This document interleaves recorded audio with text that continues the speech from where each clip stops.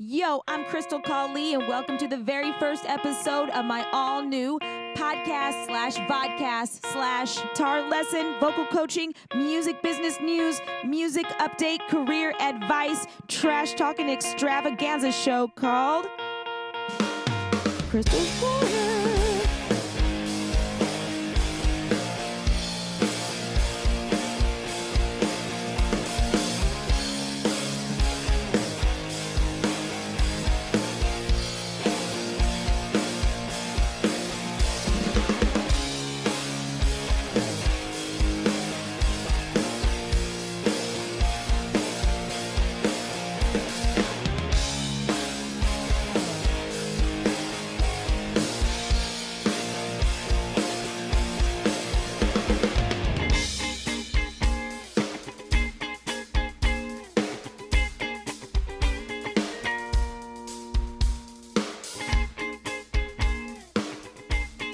Happy New Year, everybody. So obviously this is day 2 of my first episode because, I just didn't really realize how involved this was going to be for me.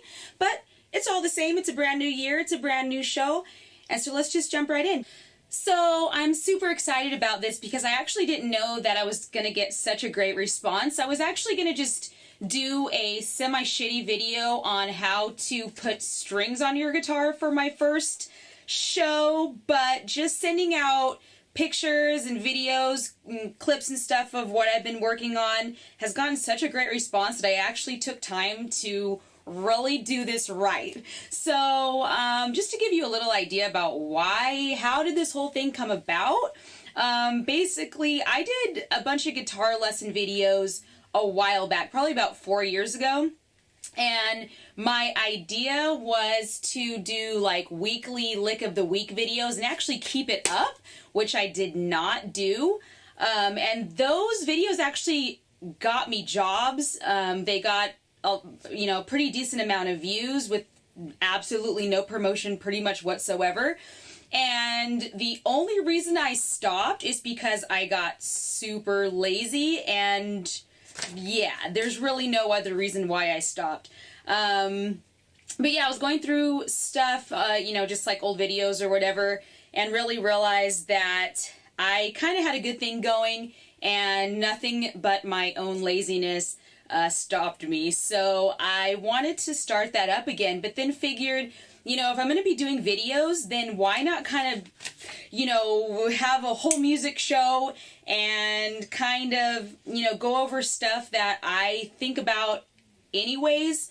I read and follow a lot of blogs and I subscribe to so many, magazines. I pick up music magazines all the time, in industry publications, and, subscribe to a bunch of newsletters and stuff, and I'm just always keeping up on stuff that a lot of people aren't aware of, and I thought it would be fun to share it with you guys along with voice lessons and guitar lessons and all that stuff.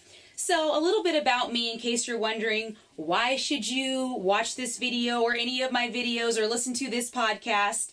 If you're an indie artist or you're somebody that's, up and coming and want advice, or you're a guitar student or you're a vocal student, or you just want to listen to a music show, basically, there's absolutely no reason why. No, I'm just kidding. So I was born and raised in LA. I've been grinding it out in the entertainment industry since I was 12. I'm currently playing for Guitar Shorty. He's one of my favorite blues guitar players of all time. He's a blues legend. He was one of Hendrix's favorite guitar players, and it's just great backing him up. It's an honor, and I absolutely love it. And I'm also a substitute teacher at the Hollywood Academy of Music at both their Melrose and North Hollywood locations still, so that's kind of cool. If you're in the LA area, stop by, take a lesson or two from me. I started playing clarinet in the 5th grade.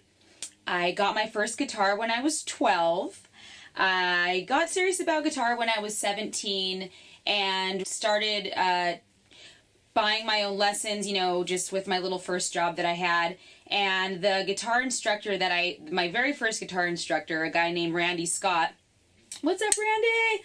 Actually just kind of turned me on to the fact that I could go to school for music and that it was okay to go to school for music. Once I found out that you actually could follow your dreams and you really didn't have to go along with the regular degulars and, you know, the square little prescribed agenda that whoever, you know, society, your parents, your teachers, whoever have, you know, waiting for you. You know, once I found out that you really could go to school for music, I jumped on that train. I really took that really seriously, and he helped me prepare for MI to get in and all that stuff. And I went to MI for 3 reasons, and in case you're wondering, Musicians Institute.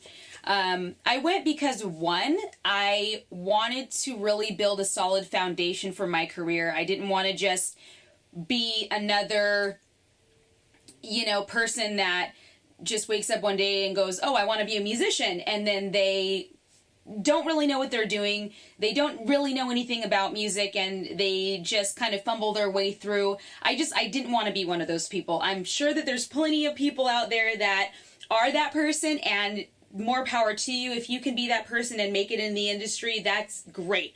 I just knew that I couldn't be that person, and it wasn't going to work for me. I felt like if I didn't really have a solid foundation and know that I knew what I was doing, that I would just never really feel comfortable. I wanted to know that no matter where I was, that I could jump on stage with anyone, playing any type of music, any type of genre, at any type of difficulty level, and at least keep up, at least hold my own. And I wanted to always have the option to at least teach. One of my favorite teachers said that, you know, as long as you have a guitar in your hands, if you're making money with your instrument, you're successful, period. And I absolutely, completely agree with him in so many ways. I absolutely feel like MI gave me that foundation to be able to just always have the option to teach and always have the option to do sessions for the rest of my life, probably, hopefully. Hello. So I went to MI. I graduated in 2009, and then from there on, I've pretty much just been kicking around in the area, doing anything from, you know, vocal sessions, guitar sessions. My music has been in some commercials, you know, TV, film, that kind of stuff. I've been in tons of cover bands. I've fronted my own projects for the last 10 years. I'm constantly playing shows and making albums of my own and, you know, going on tours here and there with major artists, local artists.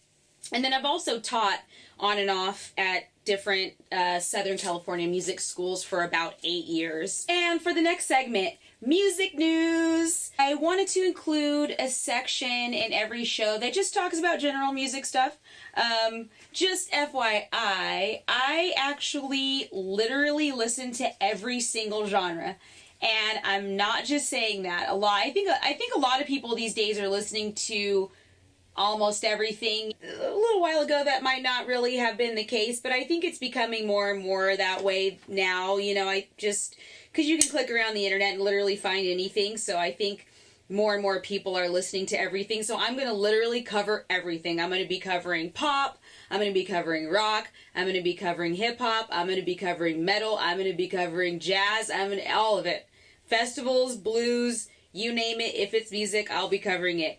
But first and foremost, let's talk about Adele's new album, which, if you haven't heard it, it's obviously, come on, big surprise, it's just as good as all of her other ones. This one's titled 25, and this one has been all over the news for another reason too, which is Adele and her team decided to refuse to put her album on any streaming service, saying that it was only going to be released through, you had to actually download it. A lot of people in the industry were kind of buzzing about that, like, what kind of effect was that going to have on the album, blah, blah, blah. But obviously it had absolutely no effect on the album, or if it did, it just made more people buy it or something, because this album was an absolute smash, to say the least, especially in 2015 terms. So just to give you an idea of how well 25 is doing right now, it sold 7.4 million copies in the last 6 weeks of the year. So it was only on sale for the last 6 weeks of 2015, and in those 6 weeks it sold more than 7 million copies, which is almost unheard of in terms of today's music. To give you a comparison, no other album even comes close to those kind of numbers. The second biggest seller of 2015 was Taylor Swift's 1989. But for the entire year of 2015, it sold about 2 million copies in a year. So take Adele's 6 weeks, 7.4 million, and Taylor Swift's whole year of 2 million. Huge, huge difference. And you know what? I'll have to say that kind of gives musicians who are actually truly great at their craft and not just what Burnett calls bad actors. It gives all those people, kind of like a pat on the back and a thumbs up and a keep going, because it shows that obviously people are still willing to put their money where their mouth is and actually purchase good music, which is yay, great. And Adele actually has a really interesting fan base, which is not really typical at all. More than half of her fan base is female. I think it's like 62% of her fan base is female, and actually over the age of 35, which a lot of, that's kind of that is absolutely counterintuitive to what most industry people would tell you is the ideal or targeted age group. Most of the time, to get those kind of numbers, you would expect it to be like teeny bopper age, that age where you're just starting to get into music, you're finding your identity, and, with the little money or allowance that you have, you're going and buying music. So, most big companies that push artists that think they're going to do those kind of numbers absolutely target to a much younger audience, a much younger demographic. So my hat goes completely off to Adele. Ride on and listen to 25 because it's fantastic. And now it's time for the first ever rant of the day. Yay! So I'm going to have this segment on every show that I do. It's just the rant of the day. It's what I'm thinking about. Sometimes it'll be based in fact, sometimes it won't, sometimes it'll be relevant, hopefully it'll be relevant, sometimes it won't be. So the very first rant of the day is going to be about how getting paid as a musician sucks. I'm sure that you're very surprised about that, right? Not. This article out of the Washington Post by Burnett, who's one of my favorite producers, favorite songwriters, favorite guitar players of all time, just really validated a lot of what I've been saying recently about streaming, about copyrights. And if you are an artist, if you're a songwriter, or even if you're not a songwriter, honestly, this is something that it's just something that you should be aware of. Just a little bit of background about T-Bone if you're not familiar with him. He's actually produced some of my favorite albums of all time. He's worked with B.B. King, Roy Orbison, Robert Plant, Alison Krauss, who else? John Mellencamp, tons of people. He produced the music for Walk the Line and for The Big Lebowski, which who doesn't love those movies, right? So, and also he did some songs on Oh Brother, Where Art Thou, which has one of my favorite soundtracks. It's titled Our Culture Loves Music. Too bad our economy doesn't value it. And he basically just goes into how little streaming actually pays the artists who create the streams. I just love that T-Bone is ranting about how it's like our rants are joined together, that corporations make literally billions selling micro-targeted ads to people who are listening to a musician's music that they probably spent hundreds of hours, or if not, in totality, a lifetime working on. And they pay the artist who created the thing that is drawing this person's eyeballs to this website so that they can look at the ads in the first place. They're paying that artist pennies. And the U.S. courts, even though we've seen a little bit of incremental gains over the last year in 2015, it still absolutely is slapping every musician in the face by not paying musicians fairly. One of the things that stood out to me in this article is where he says too much of the emotional, cultural, and economic value that music creates is simply lost now, slipping through the digital cracks in some cases, outright hijacked by bad actors and online parasites in others. This is also just good for any indie artists out there that are watching and listening to realize that even at the highest levels, just because of the absolute mess that copyright law is in right now with regards to digital and streaming, that your, paychecks will most likely not look like what you would wish them to look like. So, it's just so much it's just an absolute different monster than still most of the public is even aware of. It's like people see, a musician wherever, they see him maybe on TV, or they see him on YouTube, or they see him at some huge concert, or whatever the case might be. And, most people would probably be thinking that they're making a certain amount of money from a certain source or certain sources, when, the reality, it looks so much incredibly different these days. So the whole point of that rant of the day was, it's really hard to get paid as a musician these days. No. A couple things I wanted to talk about for the Industry Insider News section. One is NAMM 2016, which I'm going to get to in a second. And the other one is just a shout out to my homie David's new music website called musiccity.guru, and I'll put the link right here for you on that. Music City is an online distribution platform where you can get paid for your music.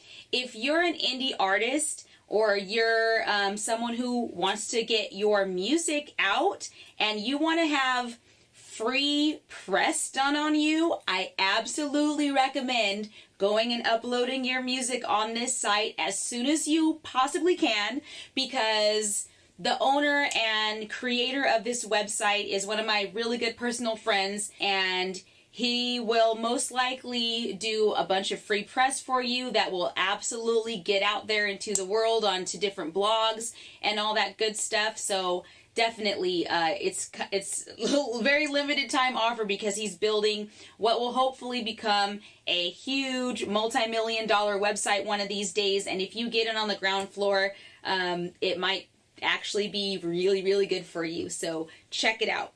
NAMM 2016 is coming up just right around the corner. It starts January 21st, ends on the 24th. I'll be there. And in case you don't know what NAMM is, NAMM, not NOM, which a lot of people call it NOM. It's not NOM, it's NAMM, N-A-M-M. It stands for the National Association of Music Merchants. And it's basically, it's supposed to be a convention. It's held in Anaheim, California every year in January.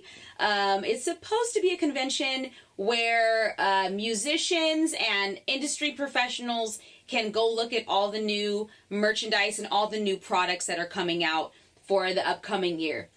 But what NAMM ends up really being is kind of like just a huge networking industry crazy psycho sardine squished packed networking party fantastic fun time. So where you also get to check out gear and all that good stuff. Like last year I worked with a company called Axvault.com, and I did a bunch of celebrity interviews and I did a bunch of gear reviews and that kind of stuff. I will be there, and if you're there, message me on any of my social media. It's always the same. It's Krystal Khali, and I will put that link here on the screen. All right, guys, that wraps it up. That looks like it's going to be it for my first show. Thank you so much for watching. Hopefully it wasn't super boring, but you know what? I'm going to get better and better, hopefully. Stay tuned for my lessons. I'm going to have guitar lessons, vocal lessons. I will be covering everything from theory to technique, exercises, warm-ups, cool-downs. I might even do a little bit of sight reading, because why not? And of course, I'll be teaching a bunch of songs and all that good stuff too. I am on Instagram and Twitter at Krystal Khali. I'm on Facebook.com/Krystal Khali. Thank God I'm the only Krystal Khali in all of the internet land, so I'm pretty easy to find. I follow back, so definitely give my pages a like if you love, and I'll be catching you on the flip side.